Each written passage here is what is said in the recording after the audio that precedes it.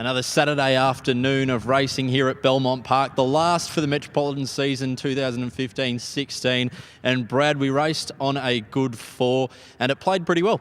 It did, Mark. Played very well throughout the day, not like previous weeks where we've had rain through the meeting, so a good track presented today. On to race number 1, which was the Jim Chadwick 80th birthday plate, over 1,000 metres. Code Violation, the long shot, sat outside the 2 leaders and pestered them for most of the run. It was caught wide there, Mark, and under pressure. Langwood's in the straight because of that. Spangled Impact just had to be steadied when impeded and taken out about the 250 to get clear, then had a slight tendency to Langwood's, vetted out well, and we'll see Spangled Impact over a greater distance in the future as trainer Mike Sandage felt it was unfavoured by the 1,000 metres today. Race number 2 was the corporate membership 2016-17 handicap, and Dendee went right-handed after jumping out of the gates. Yeah, it did got out awkwardly there, Mark, and another one, Furious Dame. It was crowded shortly after the start, then had to be ridden along, and we saw that it then strode forward in the lead and got out by 3 or 4 lengths. We spoke to Jordan Turner about his riding and handling of the horse. This horse is best suited when able to stride freely like that. Looking at the sectional times, they have gone quite quickly for the lead time. The first 600 metres of the event run in above average time, but given the way Furious Dame finished the race off, it's very hard to be critical of Jordan Turner and the way Furious Dame raced today, Mark.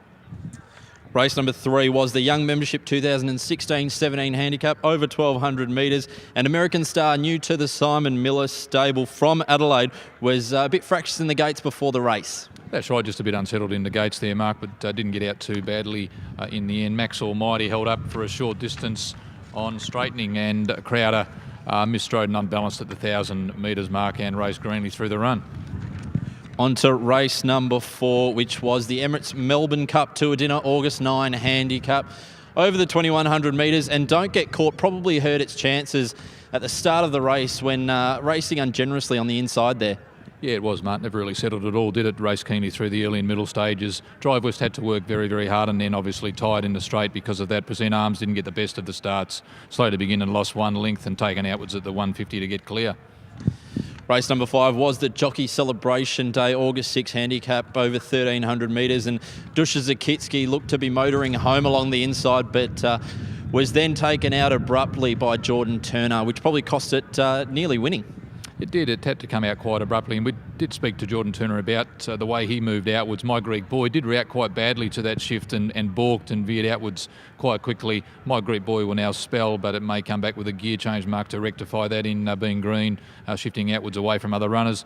Count Demozov, it raced keenly through the early and middle stages. It displaced a toe clip around the 400 metre mark. That would explain why it dipped quite badly there. Mark, on straightening. The vets did have a look at it, but no issues there, and it will now be sent for a spell. On to race number 6, James Bogue's Premium Sprint, over 1,300 metres, and the even money favourite Black Dynamite was disappointing but did have excuses in pulling up lame. Yeah, it was lameness there, Mark, and would require a veterinary clearance prior to coming back to racing again, and Conjob had to work hard when being caught wide. On to the feature race of the day, which was race 7, the HG Bolton Sprint, over 1,200 metres, as the wind gets a hold of my paper. Red Aura looked to have every possible chance in the run, sitting behind the leading pair, but just didn't finish off, Brad. No, it didn't have that normal acceleration that we see from Red Aura, so we had the vets check it, but no abnormalities there at all, Mark, so pulled up well. Checkpoint caught wide. Havana looked quite difficult through the run, racing keenly, had to be steadied at the 800 metres when getting up onto heels and through its head, then lay outwards in the straight. And Zuccaros, because of that incident with Havana, also had to come back off its heels at about the 800 metre mark, and it was impeded over the final 50. The last of the day was race 8, the Gold Membership 2016-17 handicap, and Material Man, the winner, got far back but kept along the inside and won nicely. Yeah, it did. It found the line very strongly there. Mark just had to be taken inwards to find that clear running. And Helmsgate, it was wide, and then lay inwards under pressure in the straight. And we're just having a look at jockey Peter Nucky's riding over the final 3 strides, where he may not have ridden his mount out fully to the end of the race. So we're looking at that now, Mark. Excellent, Brad. And as per usual, the Stewards report can be found on the Chris website as soon as about half hour, Brad. Yeah, it should be about half hour away, I would think, Mark.